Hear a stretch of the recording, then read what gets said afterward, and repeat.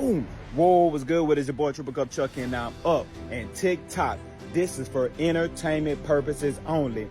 I ain't never think that I'd be one to say that, but I would like the audience to know that I'm here to stay. He got multiple fact checks. Kamala Harris got nothing. So for the end of this video, I want to go ahead and fact check some of the things that Kamala Harris said during last night's debate, where the moderators just simply remained silent.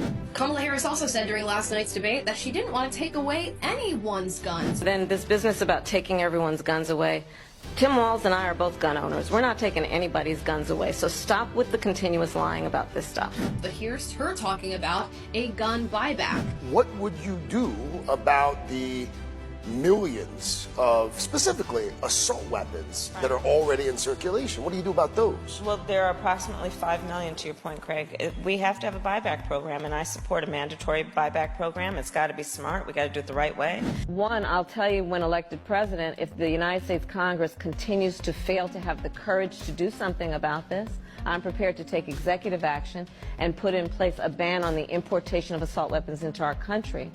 But we still have to deal with the over 2 million assault weapons that are currently in the streets of America. Here's also a clip of her and President Biden debating a few years back, where he says her stance on guns is unconstitutional. They said, I'm going to issue an executive order. Biden saying there's no constitutional authority to issue that executive order when they say I'm going to eliminate assault weapons, saying you can't do it by executive order any more than Trump can do things when he says he can do it by executive order. Does the vice president have a point there?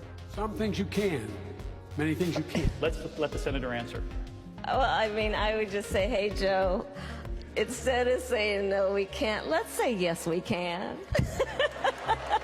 Let's be constitutional.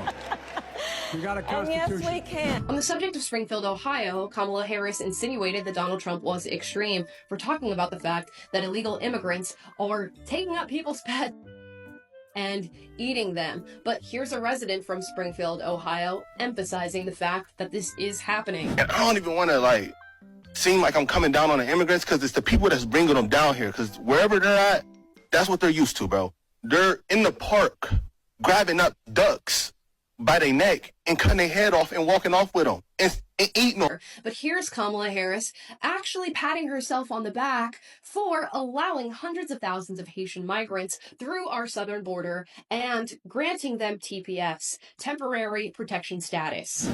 That is why, also, starting with our administration, we gave TPS, temporary protected status, to Haitian migrants, 55,000.